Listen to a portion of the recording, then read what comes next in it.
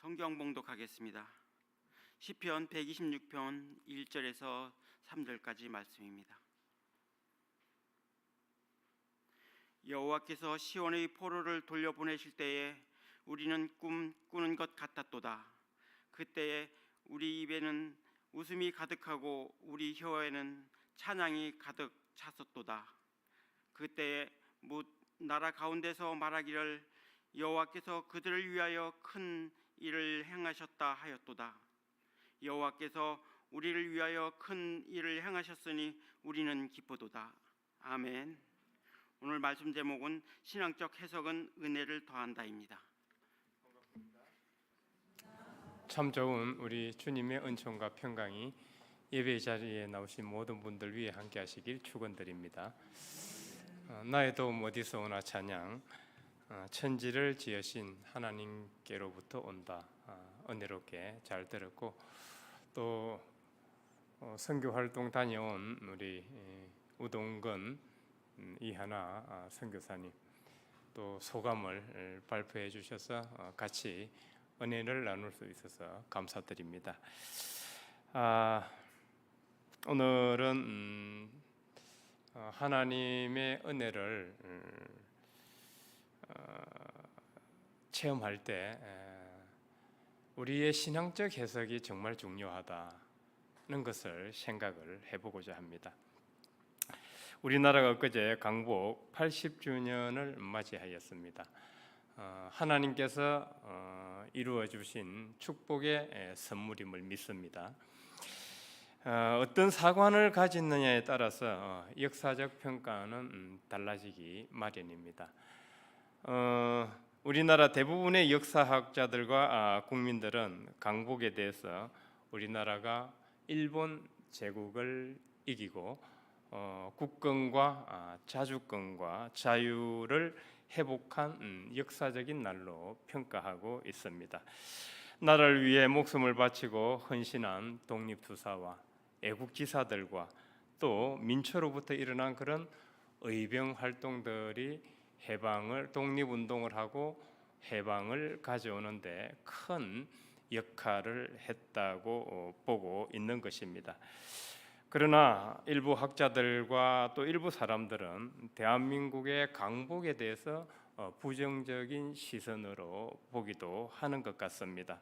독립운동을 하지 말고 차라리 일본 제국에 동화되어 갔더라면 우리나라가 지금보다 더 살기 좋은 나라가 되었을 것이라고 말하는 자들도 있고, 우리나라가 이렇게 지금까지 먹고 살고 눈부신 발전을 이룩할 수 있었던 것은 일본 제국이 무지한 조선에 들어와서 철도를 부설하고 경제 개발을 해서 한국의 민족성을 바꿔 놓았기 때문이라고 하는 사람들도 있습니다. 위안부 문제에 대해서도 강제가 아니라 스스로 자청한 것이라고 주장하는 사람들도 있습니다. 이렇게 어떤 사관을 가지느냐에 따라서 역사적 평가는 천양지차로 달라질 수 있습니다. 사관이라는 것은 원래 있던 것이 아니라 인간의 관점과 해석으로부터 비롯된 것입니다. 역사적 사건이 있은 후 여기에 대해서 어떤 학자나 사람들이 즉 후세에 특정한 관점을 가지고 내린 해석이라고 할 수 있죠. 그러니까 결국 사관이라는 것은 어떤 특정한 관점을 가지고 내린 해석입니다. 관점과 해석이 필요 없는 것이 아니라 정말 중요합니다. 왜냐하면 관점과 해석이 우리 삶을 만들어 가기 때문입니다. 우리는 믿고 싶지 않지만은 우리는 관점과 해석의 지배 속에 있습니다. 만일 내가 학교 다닐 때 우리의 역사에, 조선의 역사에 대해서 친일적 사관을 배웠다면은 우리나라의 역사에 대해서 친일적 평가를 하게 될 것입니다. 안중근 의사는 이토 히로부미를 암살을 해서 우리 대한민국 독립운동에 큰 역할을 했고 독립운동 역사상에 상당한 큰 지대한 발자취를 남겼습니다. 그러면 우리나라 입장에서 보면은 보편적인 사관은 안중근 의사입니다. 의사는 나라와 민족을 위해서 목숨을 바치고 의로운 행동을 한 분에게 붙이는 칭호입니다. 우리는 안중근 의사라 그러는데 일본의 관점에서는 뭐라 그럴까요? 다르겠죠. 참 입에 담기는 힘들지만은 일본의 관점에서는 테러리스트가 되는 겁니다. 이토 히로부미를 저격한. 이렇게 이 사관에 따라서 내가 어떤 사관을 배우느냐, 학습하느냐, 받아들이냐에 따라서 사물을 보고 역사를 보고 나의 삶을 보고 우리나라를 보는 관점이 완전히 달라진다는 것입니다. 그래서 우리는 부정하고 싶지만은 나도 모르게 이 세상에 있는 만들어 놓은 관점과 해석의 틀 속에서 살아가고 있다는 것입니다. 우리는 이걸 부정할 수가 없어요. 그래서 우리는 이를 두고 사회적 통념이다, 혹은 이념이다, 혹은 좌다, 우다 이렇게 평가를 하는 것입니다. 그래서 우리 모두는 만들어진 관점과 해석의 세계 안에 살아가고 있음을 직시해야 합니다. 어떤 사건이나 사안이 발생하면은 그것에 대한 해석이 따르기 마련인데 그걸 이제 우리는 별 볼 일 없는 것으로 여길 것이 아니라 새로운 창조로 봐야 합니다. 관점과 해석이 새로운 창조라는 것이죠. 왜냐하면은 우리의 삶을 가두고 만들어 가기 때문입니다.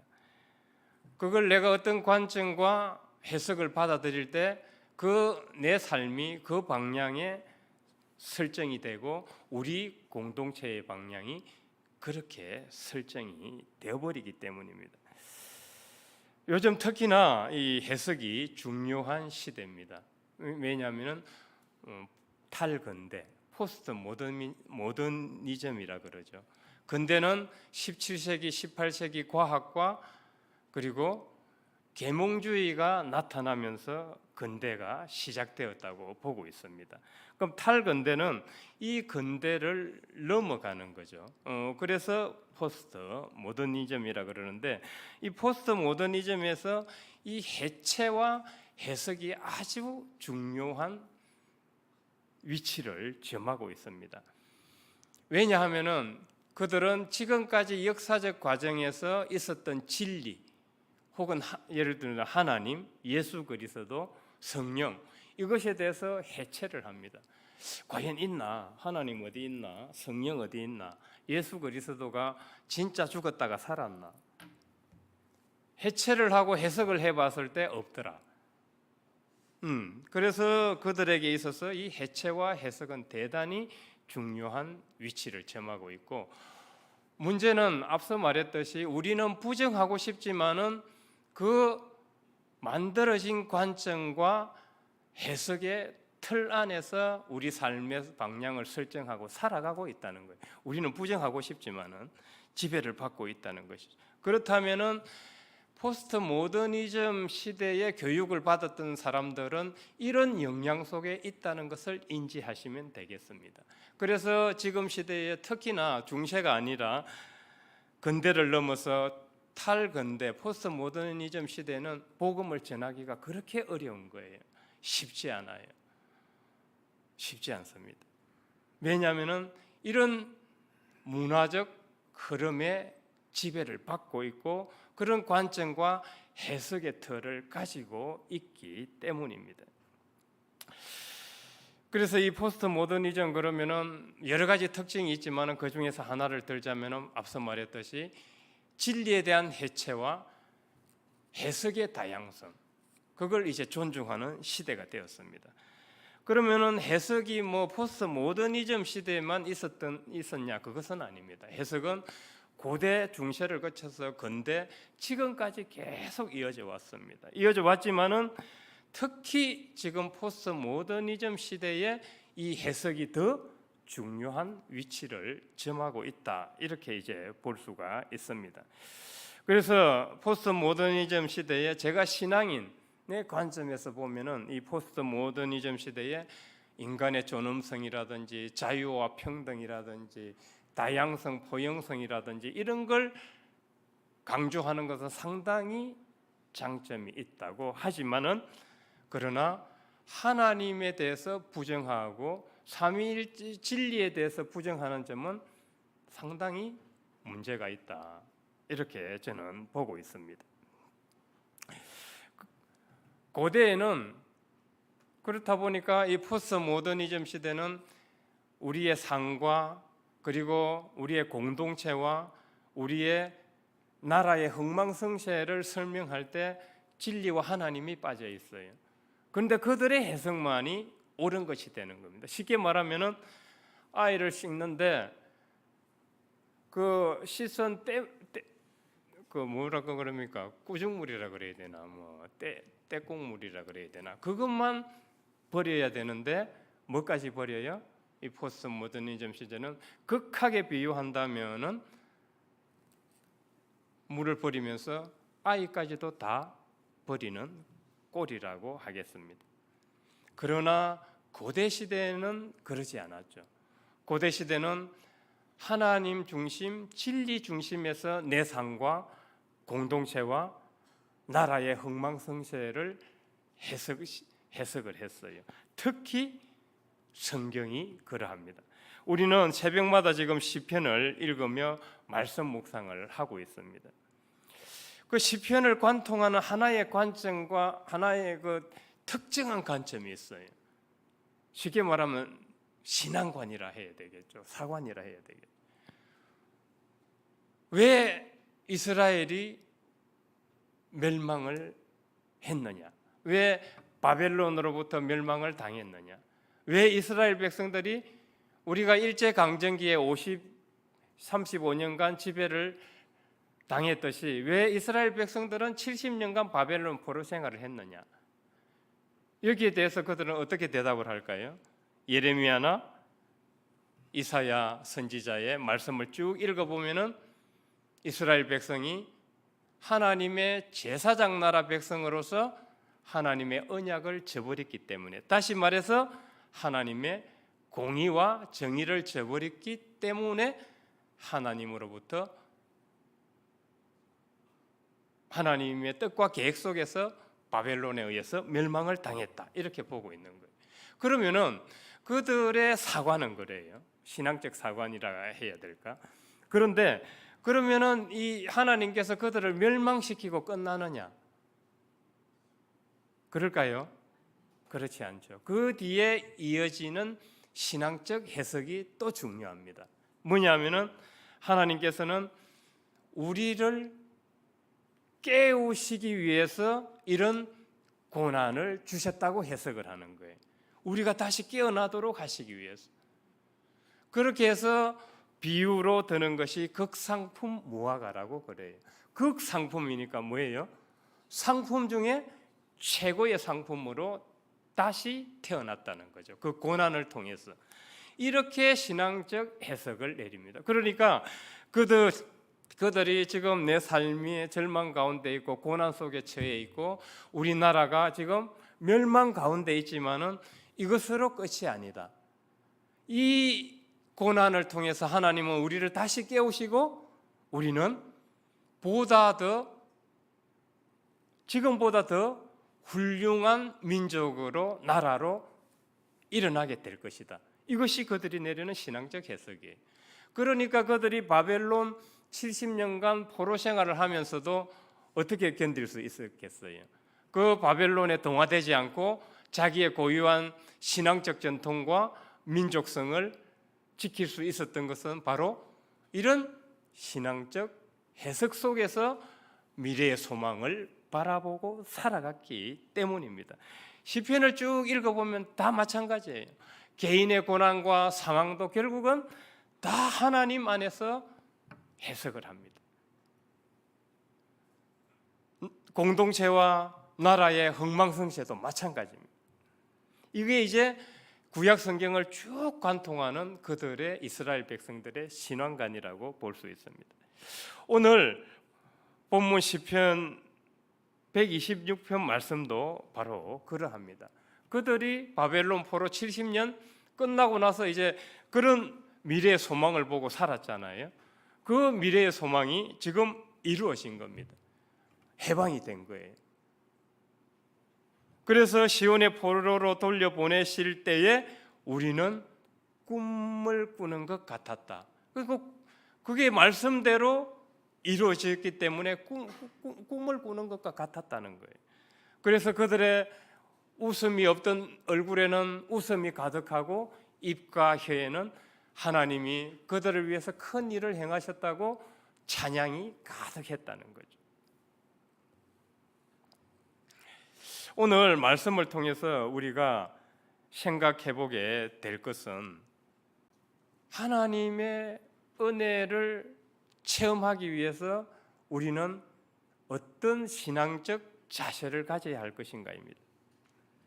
성경을 오늘 말씀을 조금 더 묵상을 해보면은 개인적인 일이건 공동체적 일이건 나라에 관한 일이건 간에 이 이스라엘 백성들은 성경을 통해서 보면 하나님 중심에서 모든 것을 해석하더라는 거예요. 하나님 중심에서.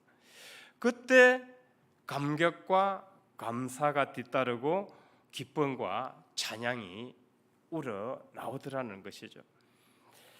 올여름 과테말라 안티구아 선교를 다녀온 우리 선교사님 두 분이 이제 소감 발표를 했습니다. 이번 청년부 학예 수련회 때도 또 다른 교회 같이 함께 했던 선교사님 두 분이 발표를 했고, 다 들어보면 공통점이 뭐예요? 공통점이 지금 다 하나님 중심에서 그 선교 활동에서 겪었던 것을 지금 신앙적 해석을 내리고 있는 거예요. 이게 공통점이에요.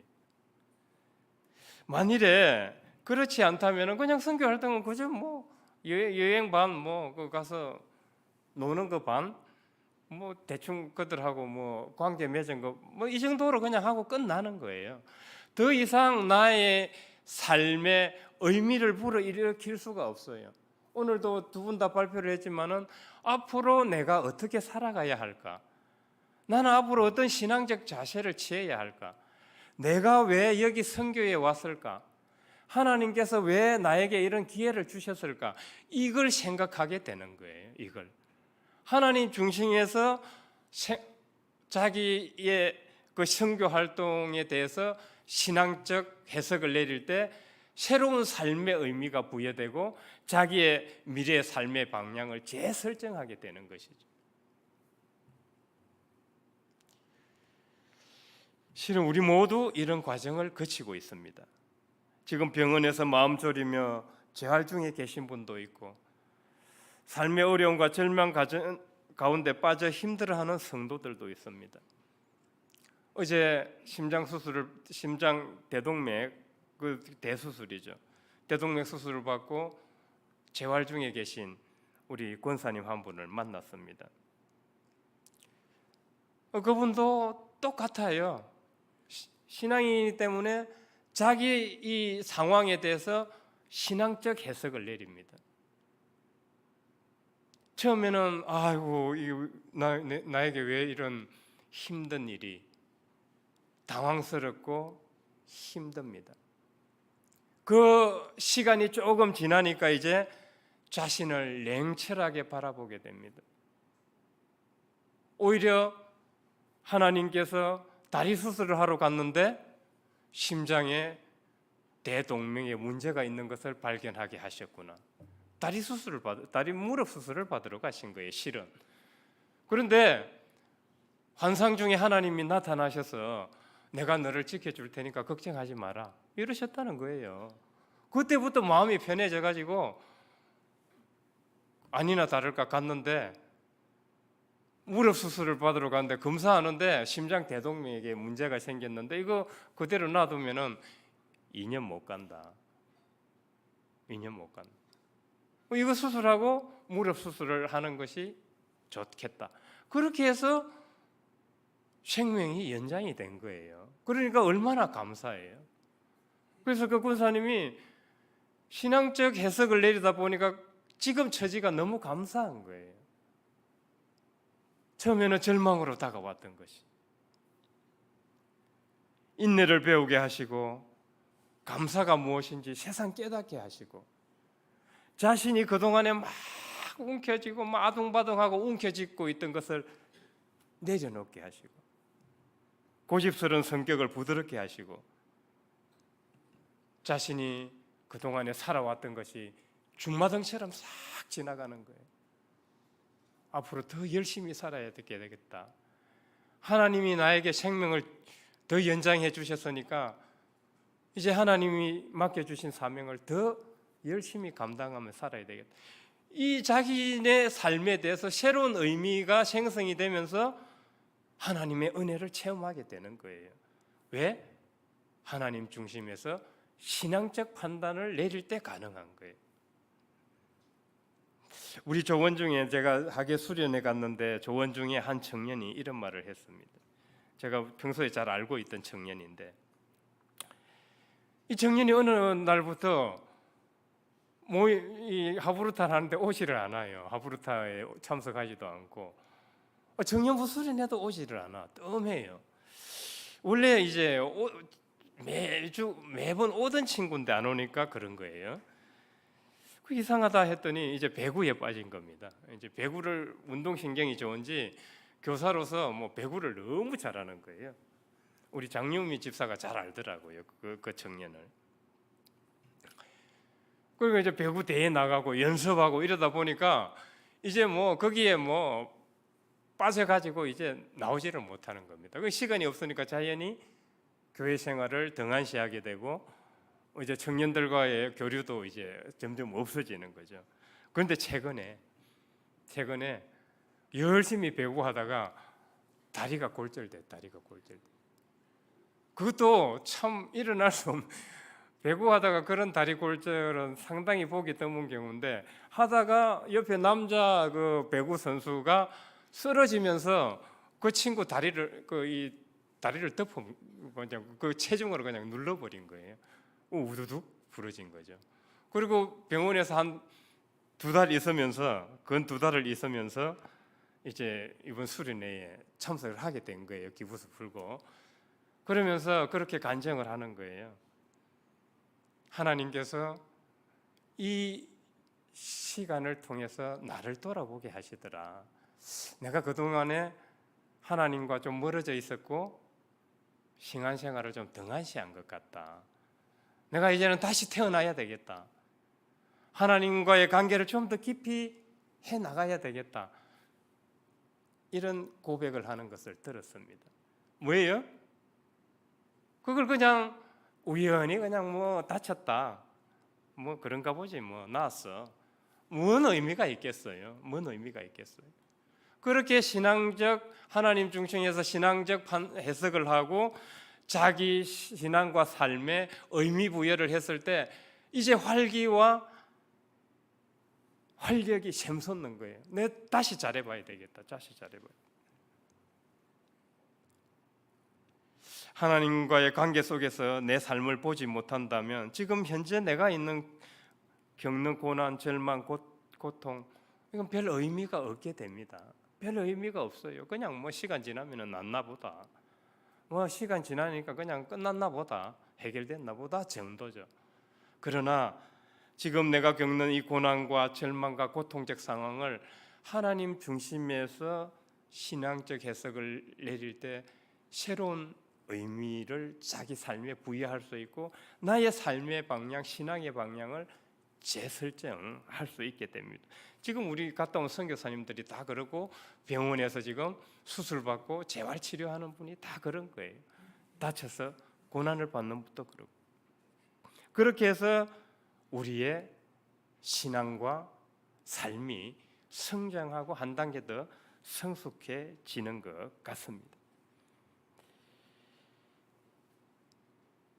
내가 현재 하고 있는 일과 직업이 단순히 먹고 살기 위한 것이 아니라 하나님 안에서 해석을 할 때 이 의미가 달라지게 돼요. 단순히 입에 풀칠하기 위해서 먹고 사는 것으로 끝나지 않아요.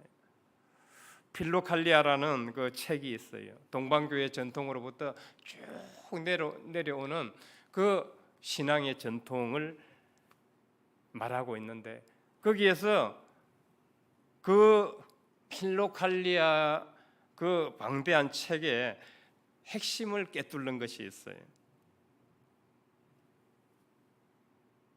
바로 자기의 마음을 하나님 안에 계속 두는 거예요.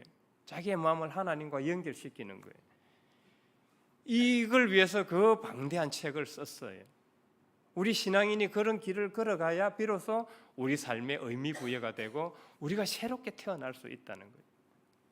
지금 내가 공기를 들이쉬고 햇빛을 쏘이고 물을 마실 수 있는 것, 나의 일상, 나의 가족, 나의 교회, 직장, 나의 나라, 이 하나님 중심에서 해석을 내리고 신앙적 판단을 할 때 비로소 새로운 의미로 다가오게 됩니다.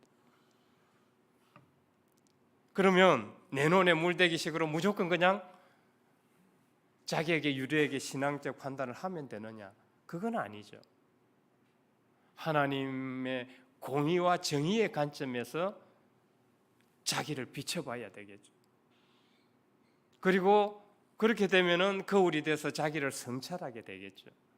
돌아보게 되겠죠.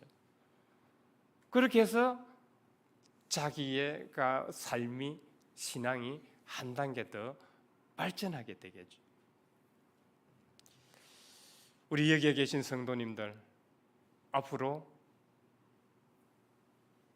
지금도 그렇게 해오고 계시지만은 앞으로도 그런 하나님 중심에서 자기의 삶과 일과 직업과 가족과 공동체와 나라의 일을 이에 대해서 신앙적 해석을 하고 그런 신앙적 판단을 하면서 내 삶에 새로운 의미를 부여하고 우리의 삶이 보다 더 기쁘고 행복할 수 있길 주님의 이름으로 축원드립니다. 하나님 아버지 감사드립니다. 오늘은 보이지 않는 하나님의 은혜를 어떻게 체험하는 것이 중요한지를 생각해 보았습니다. 그것은 막연하게 기다리는 것이 아니라 우리가 평소에 보고 듣고 느끼고 살아가고 있는 모습들을 하나님 중심에서 신앙적 해석을 내릴 때 가능하다는 것을 생각해 보았습니다. 그때 비로소 우리 삶에 새로운 의미가 부여되고 우리 삶이 방향이 재설정되고 신앙적으로 한 단계 더 성숙해 갈 수 있다는 것입니다. 우리 여기 앉아 있는 모든 성도님들이 앞으로도 계속 하나님 중심에서 자기의 일과 삶과 또 공동체의 삶을 신앙적 해석을 하고 그렇게 함으로써 우리의 삶이 보다 기쁘고 행복해져 갈 수 있도록 도와 주옵소서. 감사드리며 예수 그리스도 이름으로 기도드립니다. 아멘.